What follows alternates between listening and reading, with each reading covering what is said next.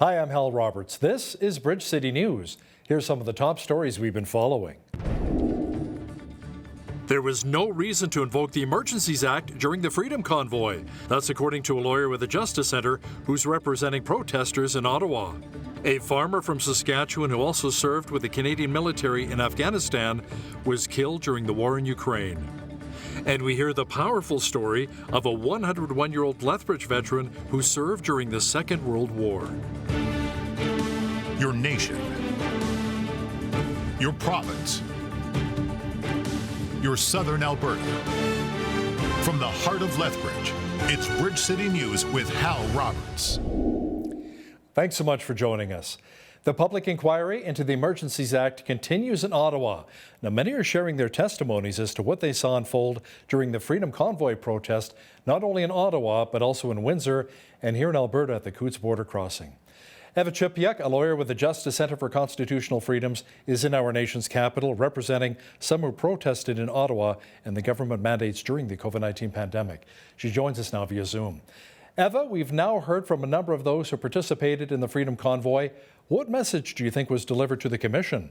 Well, I think what was loud and clear from all protesters, and just to clarify, we only represent certain protesters that were in Ottawa. This week, we heard from some of the protesters in Windsor and Coutts, which I had no knowledge of before, but their story was very similar to what we heard from our clients in Ottawa, is that they were just taking a stand against government overreach into these COVID mandates and the feeling that they just weren't being heard. So they took to the streets, literally, to peacefully protest. That was their intention from day one until the end. It wasn't for illegal activities or anything like that. And every witness that we heard from the protest side was crystal clear about that. What will the Commissioner do with all of this information he's gathering from all of the testimonies? Well, I think there's only one thing he can do, and the reason we're here is whether or not it was justified for the federal government to invoke the Emergencies Act. To date, we have not heard one official in a capacity to do so, or police authority say that the Emergencies Act was necessary. We heard right at the start some councillors talk about the good it did, but no one civil servant in the proper authority, again, or police authority, said that this is something we needed, we wanted, we asked the federal government for. Thanks so much, Eva. That was Eva Chipiuk, lawyer with the Justice Centre for Constitutional Freedoms, joining us from Ottawa. A Canadian soldier who spoke out against the removal of hundreds of unvaccinated military personnel is now facing additional charges. Warrant Officer James Topp is now facing 6 counts of conduct to the prejudice of good order and discipline after the military laid 4 new charges against him. The charge is designed to enforce discipline in the ranks. 2 of the new charges are tied into Topp's comments in a couple of videos posted on social media last February, where he criticized vaccine requirements for military members and other federal employees. The other new charges accuse Topp of wearing his uniform incorrectly. Topp is a reservist with the Royal Westminster Regiment. He appeared on camera in a uniform for the Princess Patricia's Canadian Light Infantry, where he previously served. A Canadian who went to serve with the Ukrainian military was killed in action. The family of 33-year-old Saskatchewan farmer Joseph Hildebrand said he was killed during a mission near the Ukrainian city of Bakhmut. Hildebrand also served 2 tours with the Canadian military in Afghanistan. The city of Bakhmut has been under attack for months, but lately bombardments have really picked up. Ukraine's Deputy Defense Minister says the area is the epicenter of fighting in eastern Ukraine. There are around 15,000 remaining residents who are living under daily shelling without water or power. Remembrance Day is a time that we put aside, that we honor our veterans, and it's taking place tomorrow. Here in Lethbridge, a 101-year-old veteran recounted his tale of volunteering in the Canadian Army back in the Second World War. Video journalist Micah Quinn caught up with Peter Leuco to hear his story. They put me in as a clerk. I didn't have a choice. Peter Luco will be turning 102 years old on January 20th of 2023. He was born in Foremost, Alberta, and joined the Canadian Army in 1941 at the ripe age of 21 years old. He took his basic training in Camrose, Alberta, and then went to Petawawa, Ontario, to complete further training. He worked as a clerk, which took him overseas to the United Kingdom, the Netherlands, and Germany. Luco recounted a close call that he and a few soldiers experienced during the war. We got bombed one day. I was helping another fellow in the office, and along came New Year's, and there was we were in Belgium then, and there was a concrete fence there. The bombs dropped on the other side of the fence, or else we'd have been out. Luco married a British war bride named Muriel in 1944 and raised 3 boys with her after the war. He says it's vital to keep our veterans in mind during Remembrance Day. And every time I go through see the cenotaph, I think of some of the times that I've had in the Army. There were good times, and there was bad times. Luco also has his own veterans banner, which is located right next to the old CPR station in Lethbridge. Even at 101 years of age, Luco still has a great sense of humor, and he gave us some tips about how to live a long and fruitful life. I would say the biggest thing is don't smoke and don't drink. Luco worked for the Canadian Pacific Railway as an engineer until his retirement in 1959. For Bridge City News, I'm Micah Quinn. 101 years of age. That's incredible. Wow. Remembrance Day is also time to honor our Indigenous veterans who also laid down their lives for Canada. Chuck Isaacs is Métis and a veteran himself, and he also serves as the president of the Aboriginal Veteran Society of Alberta. He would place the number of Indigenous veterans that served in our country between 30 to 50,000 throughout the years since the 1800s. He says for the longest period of time, Indigenous veterans were excluded from having membership at their local legion here in Canada. And would have been slightly shunned until the 60s. Around 64, I believe, they were allowed membership. And decades before that, they wouldn't have been able to leave the reserve if they were First Nations. They would need permission from the Indian agent. They weren't allowed to consume alcohol. And there's a whole bunch of reasons why they just weren't allowed to participate. Indigenous military history in our country includes the War of 1812, the 2 World Wars, the Korean War, and recent wars, including the war in Afghanistan. A local skate park has been renamed to honor a former city councillor who passed away. Formerly known as the SLP Skate Park, skateboarders will soon be able to shred on the Wade Galloway Skate Park. City Council approved a new multi-year sponsorship deal with the Wade Galloway Foundation, and Mayor Blaine Higgins says he can't think of a better way to honor him. I knew that the time and the effort that he put into having this realized, our skate park, on Mayor McGrath Drive was outstanding. He was the meetings that went on, and it was just exceptional that he would dedicate that much time. And so then months later here, and we both together at the same time decided to run for council, and we actually worked quite well together throughout throughout council, as we had shared a similar vision. And so when this all came to pass and the skate park was introduced, it was great to see that happen. Galloway won a seat in the 2013 election just months before he died in an avalanche in Waterton Lakes National Park in February of 2014. Budget deliberations will begin at Lethbridge City Council next week. Mayor Blaine Higgins says council has had the opportunity to review everything well in advance to make sure they're well prepared and ready to make informed decisions on all of the data. Higgins says this year is extremely difficult given the high cost of inflation.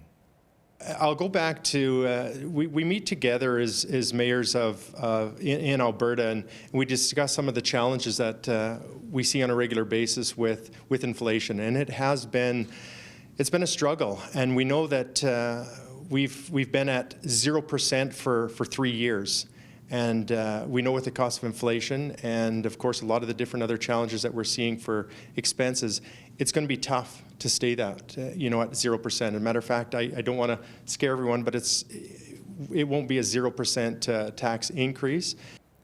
City officials say Lethbridge could potentially see a property tax increase of around 3.77%. In 2019, it was at 1.82%. Well, it was good to see the sunshine again earlier today and slightly milder temperatures across much of southwestern Alberta.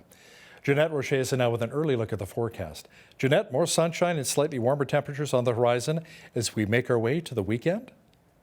Yeah, it should be a decent weekend weather-wise as we get back to more seasonal temperatures. This evening, though, we're still looking at a -12 for a low, and with the wind chill, going to feel more like -20. Even as we get into the morning on our Remembrance Day, going to be feeling like -18 with that wind chill. And even in the afternoon, although we're getting to a daytime high of -4, going to feel like -8 with that wind chill. So it's going to be a little bit of a chilly Remembrance Day. So remember to bundle up if you're heading out to an outdoor ceremony at the Cenotaph. For the rest of the weekend, though, it should start to warm up. I'll be back later in the show to give you all those details. Thanks so much, Jeanette. Premier Daniel Smith says many Albertans with Ukrainian heritage are really hurting right now. Smith, who spoke at the Convention of the Rural Municipalities of Alberta, says the war in Ukraine is affecting so many Albertans personally. She says a number of people have reached out to her office asking for more support. That's why I'm announcing today that I will be establishing the Premier's Advisory Task Force on Ukraine. The task force will be led by Jackie Armstrong-Hominick and be mandated to engage with the Ukrainian community, the not-for-profits, the NGOs, settlement programs, and other supports for Ukrainian communities. And I'm going to be asking the task force to provide me with a report no later than January 15th with concrete recommendations on how the government of Alberta can support our Ukrainian communities and, in particular, Ukrainian newcomers in the immediate and the longer term. Canada's top doctors warning of the perfect storm as certain hospitals are filling up.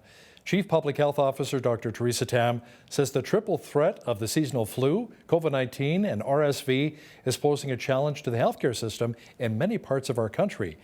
Tam points out influenza cases have gone up dramatically, with more than half of the detected cases involving young children and teenagers. With the relaxing of population public health measures and a return to in-person learning, work and social activities, our contact rates have increased. This means more opportunities for exposure to COVID-19, as well as other seasonal respiratory viruses. In addition, although Canadians achieved among the world's highest coverage for a primary series of COVID-19 vaccines, many are beyond the 6-month time lapse since the last COVID vaccine dose or Omicron infection, so immunity is falling. Manitoba Premier Heather Stephenson announced a new health human resources plan. She says it's very important for a government to retain, train, and recruit healthcare professionals across the province. I am pleased to launch Manitoba's Health Human Resources Action Plan to increase our staffing capacity by 2,000 healthcare professionals across the province with an additional $200 million investment. Stephen Lewis is a Canadian health policy and research consultant. He says when it comes to Alberta healthcare, there are some fundamental problems that need to be addressed. A big one is miscommunication between certain levels of government. We've never really had the kind of unified approach between medical associations and governments about how are we going to fix these things together? What do we agree that we all ought to do together? I think Alberta, one of Alberta's historical problems in a way has been that it's been so rich. I mean, in all those years where Alberta had enormous resources, it built a lot of infrastructure. And again, it was easier to add more money and to buy more equipment and open up another fancy 75-bed hospital in a smaller center than to actually get down to the work of saying, look, let's try to get the waste out of the system. Let's really focus on primary care. Make sure you catch the full interview with health policy and research consultant Stephen Lewis and BCN's Jeanette Roche coming up in the second half of our program. The Alberta NDP is calling on the province to put an immediate freeze on auto insurance rates. During a media conference in Calgary earlier today, MLA for Lethbridge West, Shanna Phillips, says the UCP have always done what's best for them and not for the people of Alberta when it comes to insurance. Phillips says removing the cap on insurance led to a premium hike of over 30%, and it's time for Premier Daniel Smith to put a stop to this. Daniel Smith has a choice to make. She can either overrule her finance minister, who signed off on removing the cap in the first place, the guy who made that backroom deal with those insurance lobbyists, or her only other choice is to cower to those same lobbyists and allow her finance minister to continue to sit in their pocket while you continue to pay. This is very simple. No more cost hikes until we can get a handle on these skyrocketing costs. Phillips adds Albertans have been faced with inflationary pressures that have not been seen in decades. The Christmas season is a time to celebrate the birth of Jesus, spending time with family and friends, and for helping those most in need. Major Donald Bladen with the Lethbridge Salvation Army says his organization enjoys being involved with such initiatives as the Christmas Hope and Christmas Kettle campaigns. Bladen says the Salvation Army wants to ensure that the needs are met and that no one is missed during the busy holiday season.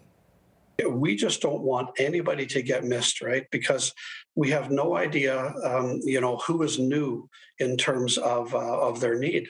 Because our society and our economy and all of the different struggles people are facing, who really knows how many out there are really going to struggle? And I just want to encourage anybody and everybody struggling to just pick up the phone or go onto the internet and just let us know. We will make sure, without any exception, we will make sure that people get help to put Christmas toys under the tree for their children and hopefully make their day just that little bit brighter. Make sure you catch the full interview with Major Donald Bladen from the Salvation Army coming up after Business News. A local movie theater will be screening The Chosen, a multi-season series about the life of Jesus Christ. The Movie Mill will be screening this series for 5 days beginning on November the 18th. And co-owner of the mill, Leonard Binning, says faith-based films have performed quite well here in southern Alberta. There's a lot of different religions that take some comfort in seeing other than the typical blockbuster Hollywood blood and guts and gruesome show. They like to see something a little uplifting or something that maybe they've learned about or read about, but now they can visualize it and see it firsthand. And by the way, The Chosen can also be watched on Miracle Channel's Corco Plus. Well, it was on this day that the Edmund Fitzgerald sank in Lake Superior, Soviet leader Brezhnev died, and Sesame Street premiered. This is Today in History for November the 10th.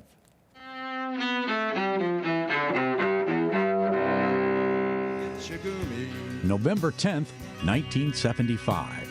Superior, they said, never gives up her dead when the gales of November come early. The ore-hauling ship Edmund Fitzgerald sinks, and its crew of 29 perishes during a severe storm on Lake Superior. 1982. Leonid Brezhnev, the Soviet leader whose years in power saw the stagnation of the Cold War superpower, dies in Moscow at age 75. Yuri Andropov succeeds him in the Kremlin. 1871. In Central Africa, journalist and explorer Henry M. Stanley finds David Livingstone near Lake Tanganyika. Livingstone, a Scottish missionary, had not been heard from for years. 1928.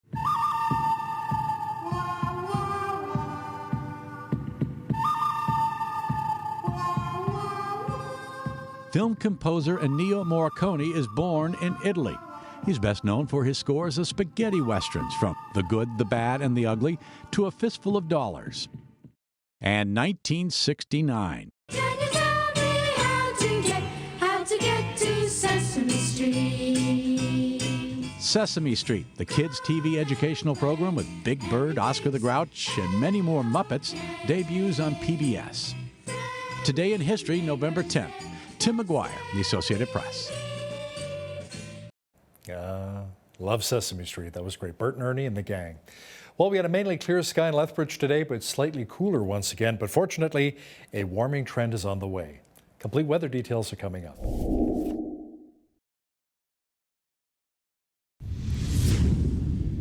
It was another cool one across much of southwestern Alberta again today. Jeanette Rocher is in now with a full look at the weather picture. Jeanette, the good news is that the mercury will be climbing by quite a bit as we move closer to the weekend.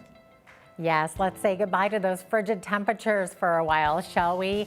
We just got to get through this evening, which is still going to feel like minus 20. And even tomorrow, Friday, Remembrance Day, high of minus 4 degrees. And it's still going to feel quite a bit chillier with that wind chill. As we get into Saturday, though, and Sunday, minus 3 is our high for both of those days. Minus 1 on Monday with a 30% chance of flurries. sunshine though on Tuesday, and look at that, 7 degrees the high, and then back down to -1 on Wednesday with a 60% chance of flurries. Now the almanac tells us that the average high for this time of year, 5 degrees, average low -6. So we're going to finally be in that range come the weekend. 19 was our high temperature on this day back in 1941, and in 1995 we had the chilly -25 as the record low. 7:35, that's when the sun rose this morning. Sun set this afternoon at 4:56 p.m., giving us 9 hours, 22 minutes of daylight. As we look to tomorrow's highs across the nation, we're seeing mainly cloudy skies in Victoria tomorrow, 5 degrees the high, 4 degrees the high in Vancouver. -17 is the expected high tomorrow in Edmonton. Edmonton seeing lots of sunshine, as is Calgary tomorrow, -11 the high there. But of course, again, across the prairies, we're looking at those wind chill factors, which are going to be quite high, making it feel quite frigid. Saskatoon also looking at -21 for a high with a chance of flurries, -19 in Regina, and a high of -7 expected tomorrow in Winnipeg with mainly cloudy skies. Now, there are some rainfall warnings in effect, not for tomorrow, but beginning tomorrow evening and into Saturday. Toronto looking at sunshine, 19 degrees as the high, but could see 5 to 10 millimeters by the evening. 16 the high in Ottawa, and expecting rain in the evening. 15 degrees in Montreal. Montreal sitting at a rainfall warning in effect for tomorrow night, looking at 40 to 50 millimeters of rain. 13 the high in Fredericton with mainly cloudy skies, 14 in Halifax, 11 degrees the high in Charlottetown, and 5 degrees the high in St. John's, Newfoundland, as they brace for that tropical storm Nicole, which has become a Category 1 hurricane as it hit the East Coast, heading up towards Atlantic Canada by Saturday evening, where it will be post-tropical storm Nicole. Expecting lots of rain over the weekend for those guys. There you go. That is your forecast. Today's weather report is brought to you by Ridge Utilities, providing competitive rates for electricity, natural gas, and internet, while investing back in communities across southern Alberta. Wall Street surged after the latest data in the United States showed inflation cooled by more than expected last month. The S&P 500 jumped over 4%, and the Nasdaq was also on track for its best day since 2020. Traders took the data as a sign the worst of inflation has passed. The Consumer Price Index in the U.S. was up 7.7% in October from a year earlier. That is down from 8.2% in September to its lowest level since January. Core inflation, which excludes food and energy, was up 6.3% on an annualized basis. That was lower than economists had expected. Cineplex is reporting a profit of $30.9 million in its third quarter. That compared with a loss of $33.6 million a year earlier. It says revenue is up nearly 36% to $339.8 million, as theater attendance in the quarter rose 34% compared to a year ago. The movie theater company says box office revenue reached 70% of the level seen in the third quarter of 2019 before the beginning of the pandemic. Box office revenue, however, which includes concession money, was down compared with last year. Cryptocurrency prices plunged for a second straight day after crypto exchange Binance announced it was pulling out of a deal to purchase rival FTX Trading. The CEOs of the two exchanges agreed to a merger pending due diligence on FTX's balance sheet. The review apparently led to a lot of concerns for Binance and convinced it to back out of the deal.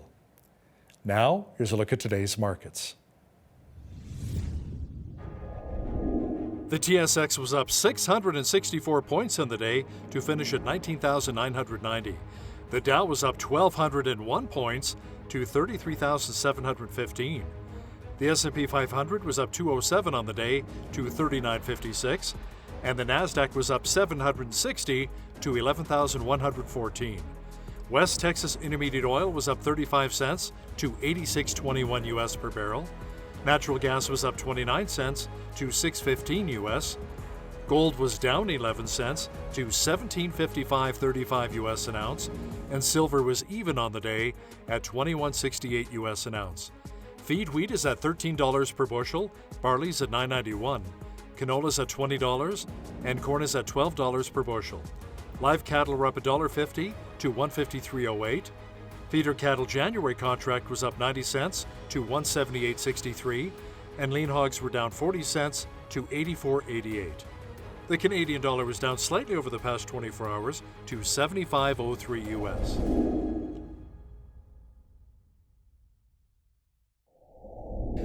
Recapping one of our top stories, a Canadian who went to serve with the Ukrainian military was killed in action. The family of 33-year-old Saskatchewan farmer Joseph Hildebrand said he was killed during a mission near the Ukrainian city of Bakhmut. Hildebrand also served 2 tours of duty with the Canadian military in Afghanistan. The Salvation Army does a lot of good work in many communities across the country. Coming up, we chat with Major Don Bladen about some of the initiatives the Lethbridge Salvation Army is involved in to help provide for those most in need here in our community. Listen, if you see news happening in your community, be sure to drop us an email at info@bridgecitynews.ca. We'd love to hear from you. Here's today's Bridge City News community calendar. Find unique gifts at the Indigenous Artisans Christmas Market on Saturday, November 19th at the Lethbridge Public Library's main branch from 10 a.m. to 5 p.m. Discover handcrafted items, jewelry, home decor, and so much more.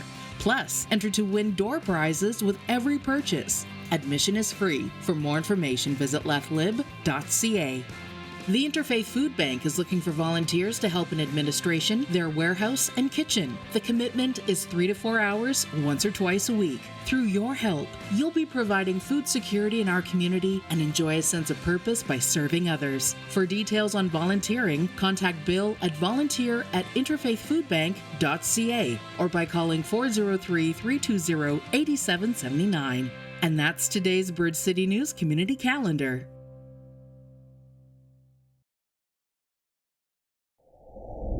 With cold, snowy weather hitting us in southern Alberta, along with the financial pressures of high inflation, there are individuals and families who are in need. The Salvation Army has been helping out for 100 years, and joining me to talk about this is Major Donald Bladen with the Lethbridge Salvation Army. Major Bladen, so great to have you with us. Thank you. It's great to be here with you. Wonderful. Okay, so can you maybe first of all tell us a bit about what different kinds of help you offer to our community in Lethbridge and in Fort Macleod? Yeah, sure. Well, in Lethbridge, we of course have a worshiping community. So we have a church, and we also have a community and family services and a thrift store location. And in Fort Macleod, we rent a small space and we run a food bank out of that location. So we've got our hands in quite a few little pockets of interest for sure. It definitely sounds that way. Now, have you noticed, like, has inflation impacted the community? Are you seeing more people in need of help? Yeah, pretty significantly. I believe inflation has had really quite an impact. Our numbers are certainly increasing, and it's hard to give you exact numbers today. But in particular, a lot of newcomers to Canada visit us for food assistance. And of course, that's true both in Lethbridge and in Fort Macleod, but especially Lethbridge, where a bit of a larger center and more resource available. We are seeing an uptick in people visiting us. And we do food distribution during the week, and we do food hampers once a week out in Fort Macleod. So, yeah, those things are, there's a lot of pressure for sure. Absolutely. And, with that in mind, are you noticing an increase in people needing help to maybe overcome addictions, or is it about the same as last year? As far as addictions treatment is concerned, we don't have our hands like in sort of a frontline sense right on that button here in Lethbridge. There are other great agencies, of course, that work right on the front line with folk that are struggling in addictions. But of course, addictions are everywhere. We have them in front of us each and every day. And we certainly provide a lot of support to a lot of other agencies, as well as people who do come for us, for help. And we provide referrals, and of course, we provide some counsel and so much as we're able. But yeah, it's a significant problem. I don't think it's getting better just yet. And certainly the economy we're dealing with is not lending itself to people really getting on the other side of some of the struggles they have. Absolutely, 100%. I mean, we're seeing people with jobs that are in need of the food bank, and it's just really tough times right now. So I know you had mentioned you offer counseling. So if somebody was in need of perhaps some counseling, some help with food or clothing, how do they go about getting that? Yeah, well, they can certainly drop into our office or call our office, and we can certainly meet with people at their place of need. If we, of course, recognize that we're not capable of providing counsel that would technically be on the clinical or the professional side, we would certainly make a referral for that. Most of us, in terms of frontline ministry, unless you're an actual registered counselor or counseling service, you probably shouldn't really delve too deeply into that world. We have some great people in this community that we'd make a referral for and to. And so, yeah, there's always help to be found. People just have to sort of identify with us and us with them, and we can certainly make sure that that happens. Oh, that's wonderful. Okay, now you'd mentioned the thrift store earlier. So I understand that after being closed for the last couple of years with the COVID pandemic, the Salvation Army thrift store has reopened, but at a new location. Tell us about that. Yeah. So we're located at 1811 2nd Avenue South here in Lethbridge, not too far from the church building, actually. We opened up right at the end of June after about a 2-year hiatus due to COVID, obviously, and so forth. But the benefit in this particular location is we actually own this building, and we're able to run our community and family services operation out of the same building. And so although the thrift store is quite a bit smaller than the one we had, it's brand new, it's bright, it's nice. It's like a nice shiny new toy, and just about everybody that walks through the door has something positive to say about it, and how wonderful it's laid out, how great the prices are, how bright and welcoming it is. I can't say enough about it, really. And we have a great manager in place and a great staff in place as well. So, you know what? We're just trying to regain a bit of a foothold in that part of our ministry, but we're doing some great things. We partner with AHS in terms of some folk coming and putting in some volunteer work and getting some life skill. We've got a handful of volunteers as well from other places, private volunteers, individuals who come and help us out. So yeah, it's going really well, but you know what? Things could always be better, right? So it's great that you've asked that question, because I'd really like to put a plug in for our thrift store and say that if you haven't seen it yet, you got to come out and visit. It's a great little location. Okay, fantastic. I'll have to definitely add that to my list of things to do. And of course, Christmas is right around the corner. Hard to believe it, but so I believe your annual kettle campaign fundraiser is now underway. That's right. Yeah. So we'll be doing much the same as what we've done in years gone by in terms of the location. So we're in the Walmart South. We're in the Walmart North location. Okay. We're in Superstore. Costco gives us a couple of weeks. We have the Save On Foods West location as well. Park Place Mall. So we're not that hard to find. And our campaign starts on November 28th, which is a Monday. And it runs all the way through till the Christmas Eve, which is a Saturday. So we'll cut a little short on Christmas Eve because we all want to get home and enjoy some of that apple cider and be with family. But it's going to be a busy time. We have some pretty lofty goals for it. And, this is going to be a tough year for us, for every other charity, and in particular for pretty much everybody and anybody that I know. Absolutely, absolutely. So with that in mind, do you have a fundraising goal in mind? And will you be offering the tap option this year for people to donate with their debit cards? Yes, absolutely. We use the Tip Tap as a third-party function company, and so we'll attach that little apparatus to our kettle stand, and it's a $5 and a $10 or a $20 tap donation. Unfortunately, with Tip Tap, we're not able to provide receipts because there's no way of verifying. But a lot of people, they're okay with that. They'll just come up, they'll tap their card, they'll tell us, Merry Christmas, God bless us, thank us for what we do. And, to be truthful, I feel a little guilty when that happens, because in reality, I'm relying so much on the community, and it's really them enabling us to do what we do. And of course, by the grace of God, we go forth, right, together. Amazing. Okay, so I'm curious then, I know you've got the tap in motion, but I'm curious what percentage of people still prefer donating the old-fashioned way with cash? Yeah, there's a lot of both. The tap feature picked up quite a bit last year, but by and large, the majority of our donations come by way of cash. And of course, with the Christmas kettles, if someone were to put their donation into an envelope, we certainly could issue a receipt for that. So I would encourage people, if that's a deal breaker, by all means, we have envelopes and pens at each location, and we can certainly provide for that. And of course, we also do a Christmas fundraising, a letter campaign, which will be going out here shortly. And we hope to raise some funds through either people phoning in and making a credit card donation, or by mailing a check, or just dropping by the church office.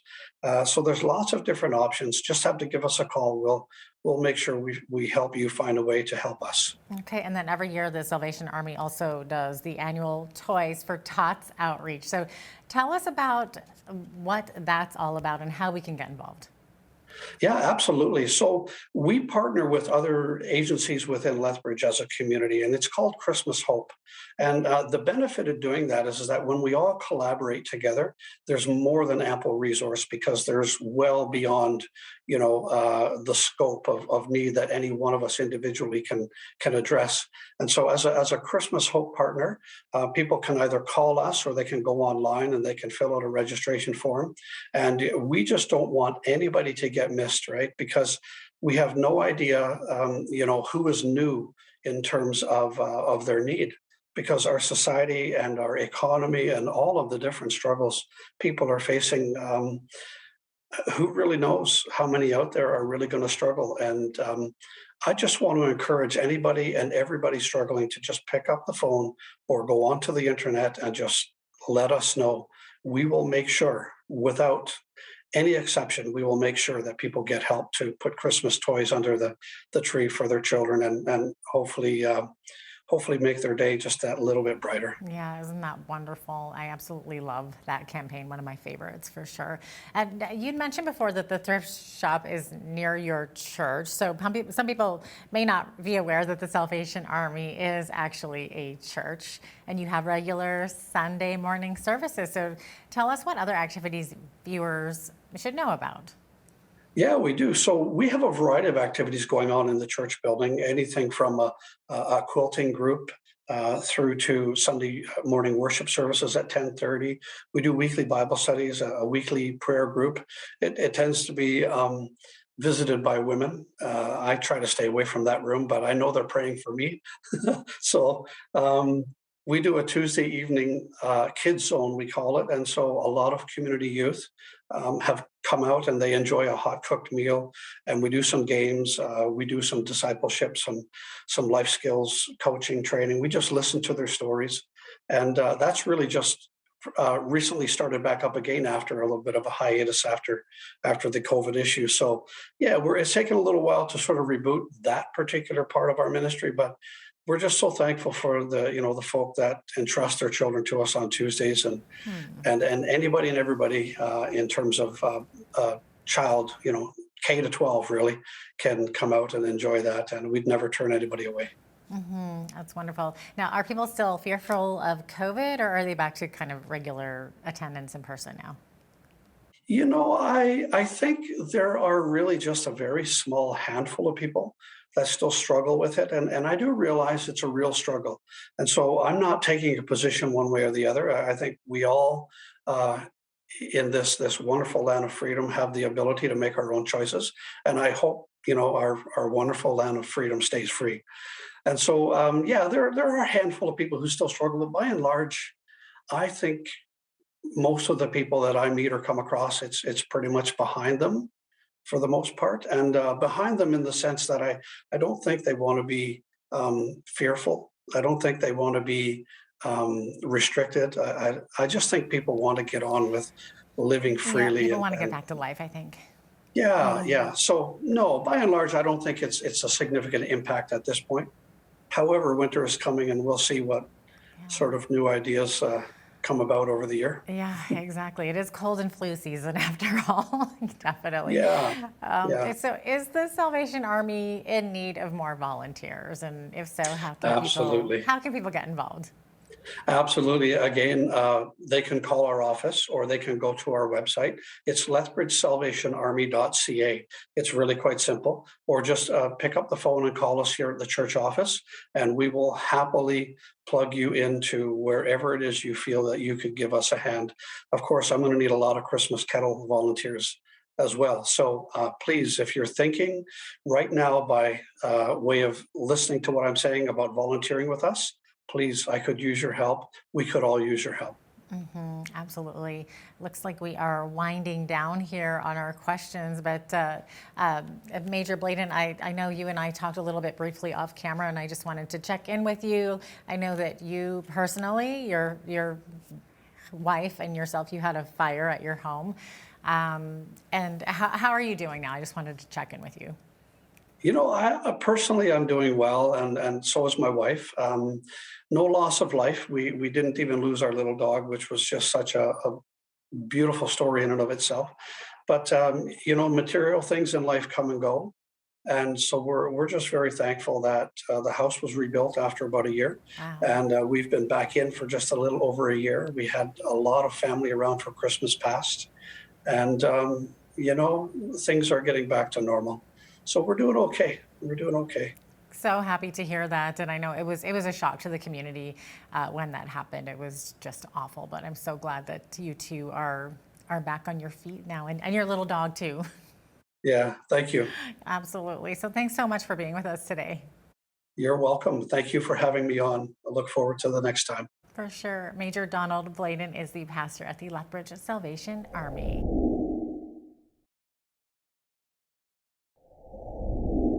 Alberta Health Services is one of the best funded in Canada, yet has what many believe are mediocre results. From the public side, Albertans deal with long wait times and perceived inefficiencies. Administrators deal with staffing shortages and an unsatisfied public. But is there a win-win solution for Albertans and their healthcare provider? Well, to discuss this in further detail, we are pleased to have Stephen Lewis, a health policy and research consultant and adjunct professor of health policy at Simon Fraser University. Stephen, welcome to Bridge City News. Great to have you on.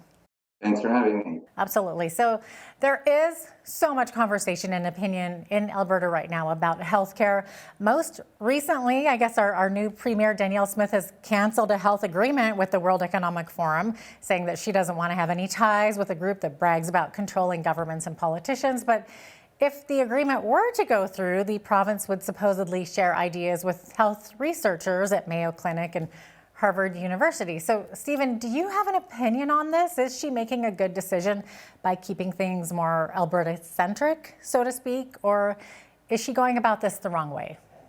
Well, I think she's gotten out of the gate with some pretty provocative statements. And I think the World Economic Forum thing, which is information sharing, is basically a distraction. It's a red herring. Health systems learn from each other around the world every day from multiple sources, from medical literature, from colleagues around the world. So I don't think it's central one way or the other whether they cancel this, because the same kind of people who would also be part of that forum, they can talk to them anytime they want, 1,000 times a day. So yeah, I don't think that's it. I think more centrally is her stated plans to fire the AHS board, appoint a commissioner.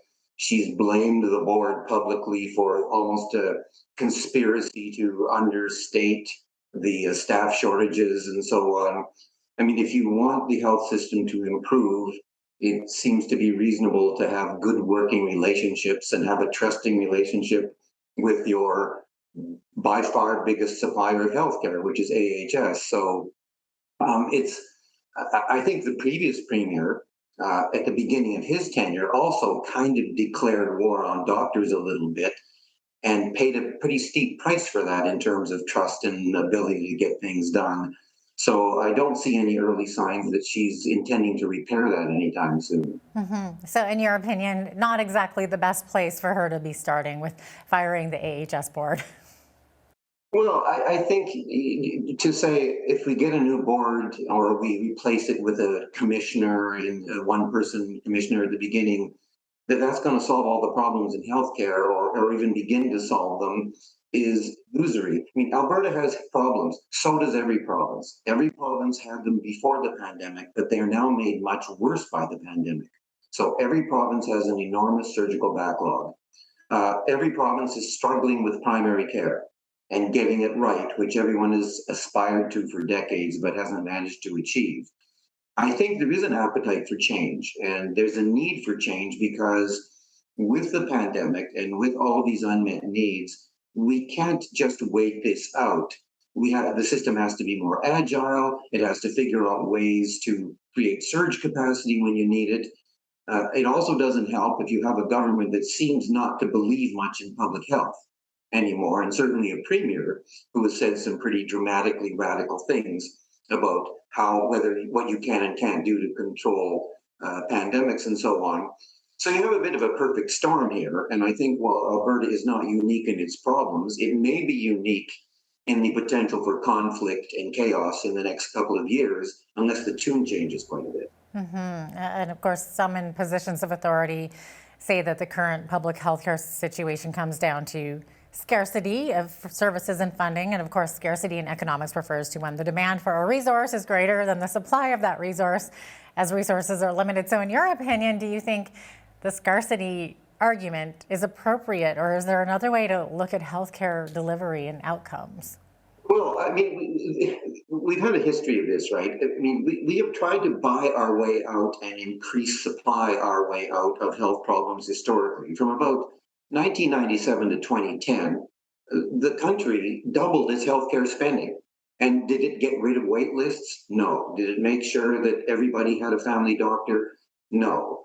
So, and then you look on the other side of the ledger, there's a lot of research in health that shows somewhere between 15 and 30% of healthcare is either no value added, and some of it's even harmful, like excess prescribing of drugs to the elderly, which results in a whole lot of people ending up in hospital due to over medication and so forth.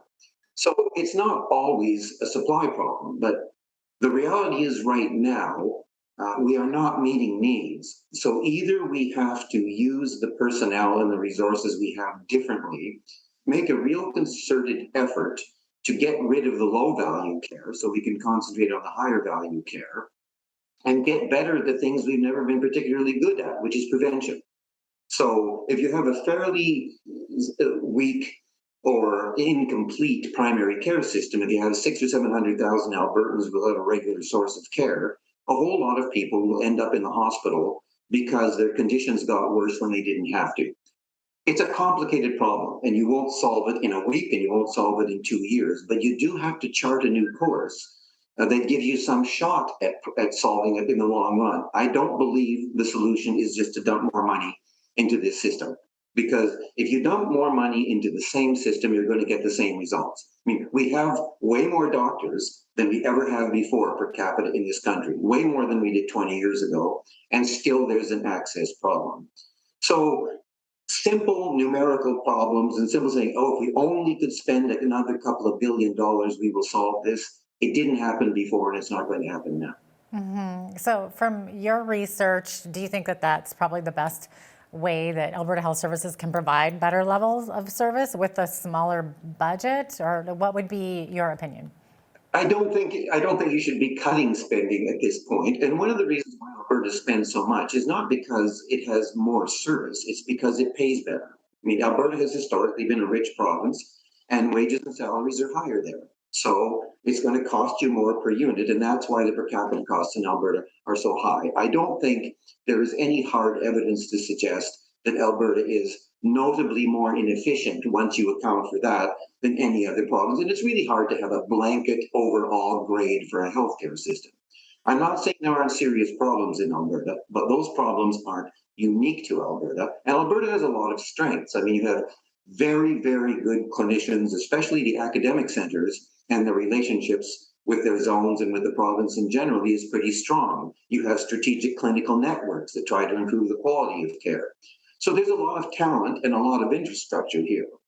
But there's also a lot of rural infrastructure here, and there's a lot of promises being made that, you can't touch anything in rural healthcare. Well, some rural healthcare is by definition more expensive because you don't have economies of scale.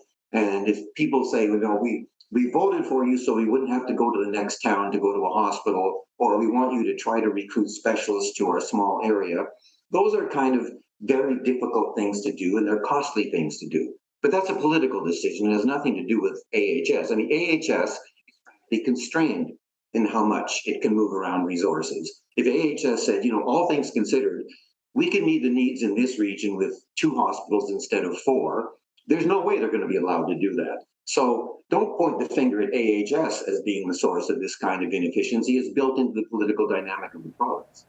Where do you think the problem started? How far back do you think it went?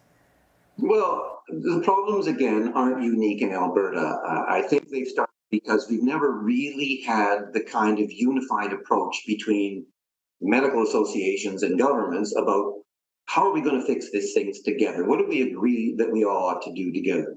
I think Alberta, one of Alberta's historical problems in a way has been that it's been so rich. I mean, in all those years where Alberta had enormous resources, it built a lot of infrastructure. And again, it was easier to add more money and to buy more equipment and open up another fancy 75-bed hospital in a smaller center than to actually get down to the work of saying, look, let's try to get the waste out of the system. Let's really focus on primary care. And on that score, remember, AHS is not responsible for primary care. So the talk about Alberta having a unified healthcare system that's all one big family doing everything, actually leaving primary care out of AHS, makes it a lot harder to integrate primary care with the rest of the system and operate it like it is a system instead of a bunch of autonomous physicians, thousands of them making their own decisions about where to practice, whether they're going to take new patients, and so on. Now you have the primary care networks that were supposed to do some of this, but it's pretty lightly organized compared to the rest of the system. So again, I'm sorry to make these answers too complicated, but the system is complicated. And there are multiple causes. And if you don't address all of the pieces of the puzzle, you're going to have a tough time making any kind of durable improvements. Mm-hmm. Oh, okay, so Stephen, we've heard that the Arrive Can app costs Canadians $55 million. So the reason I mention this is because it was reported to us by an Alberta doctor that the healthcare software purchased by AHS allegedly cost over $1 billion. Have you looked into this software in your policy work at all? Well, every IT project in every industry, including healthcare, always ends up costing way more than you thought at the beginning. It just seems to be kind of a built-in virus to this whole enterprise. And some of it sounds absurd for sure, but some of it that sounds crazy, you realize, well, they start out and they think they're going to get this, and then you say, well, we have 3 other things you want to add in here, and then we want to expand it here. I'm not saying that there's great value for money in this. I don't know. I'm not an IT expert. But I think what the system needs is, okay, if I were in charge of procuring IT for healthcare, the first people I would hire are people who used to work in that industry and know it inside out from the costing and so forth, and say, you tell us whether we're paying too much for this. But the reality is, every system in the world, every healthcare system in the world pays a lot of money. It seems to be a crazy amount of money to get the IT right. It's just the cost of doing business. And if you don't do it, if you don't create an integrated health record, if you don't have the flow of information, you get all sorts of redundant testing and people still using fax machines and people not having a single health record so that if you're from Grand Prairie and you get sick in Calgary, they know what your record is. It sounds, we all think, why is it so expensive? The reality is it just is. And do it well, and learn from your mistakes in the past, but there's no free lunch here, alas. Right. Just one of those unfortunate facts of life, I guess. That's right. Really quickly, you've been sort of championing Alberta Health Services and sticking up for them. What would your advice be to Danielle Smith for her next step with Alberta Healthcare? Well, to be bluntly honest, I was agnostic from the beginning about Alberta Health Services. I didn't see any reason why you should get rid of regions in Alberta. But now you have Alberta Health Services. And what we do know is restructuring one way or another, regionalizing, deregionalizing, that none of that solves your problem. Your problem isn't primarily structure. Any structure can work and any structure can fail. So you have this, it's well developed, people know what it is. It's had, 12 years, 13 years to find its feet, to figure things out, to figure out its relationship with the zones. My advice would be, don't mess with the structure that you have. It's not worth it, and it will not solve your problems. It will take 3 to 5 years to adjust to a new structure. The second thing I would say is, you have to establish relationships of trust. if everybody in Alberta Health Services, especially at senior levels, is on pins and needles because you never know what's coming next, and is the government going to swoop in and abort some plan that you've been working on for 3 years that has a potential to do good? It's kind of stay in your lane. You have a right as a government to set policy. You have a right to act on your values. You have a right to set broad priorities, but let Alberta Health Services do its job. Sure, hold it accountable, but make that accountability transparent. You better say to Alberta Health Services, this is what we mean by performance. This is what we're going to judge you on. And then if it falls short, you've got two approaches. One is we're going to behead people and we're going to fire them, the lot of you, and we're going to do this and that and micromanage it. Or the other one is let's do quality improvement, learn from our mistakes, figure out how to get better, have constant discussions, and we'll get through this together. I mean, you're either a unified province where the government, the Minister of Health, the Department of Health, and Alberta Health Services are colleagues, and they work on this together, and it's not us and them, or they're not. And it seems to me the only way forward here that's going to work is if it is a much more trusting, respectful, and a relationship with good communication between people, and that the last thing you should be doing is yanking AHS here and there, firing the board, figuring we'll get a new CEO and that'll fix everything. That's just pie in the sky. Stephen, we are out of time, but we sure do appreciate your insights and conversation. Thanks for joining us today. My pleasure. Absolutely. That was Stephen Lewis, a health policy and research consultant and adjunct professor for health policy at Simon Fraser University. Mr. Lewis joined us from his office in Vancouver today. I'm Jeanette Roche on behalf of all of us here at Bridge City News. Thanks for watching.